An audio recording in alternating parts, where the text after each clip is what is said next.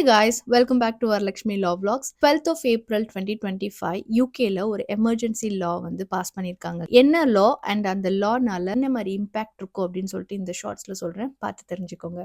இங்கிலாந்துல British steel அப்படின்னு factory இருக்குதுங்க.